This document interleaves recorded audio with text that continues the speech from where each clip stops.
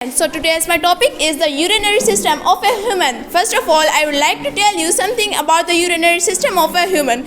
So definition, the urinary system is a group of organs that filtrates our waste product from the blood and eliminate them from the body as a urine. Now, I want to tell you something about the structures. Kidneys to pin-shaped organ that filtrates our blood our waste product from the blood and eliminate them from the body as a urine. So third one is ureters, two tubes that carries our urine from the blood from the kidneys to the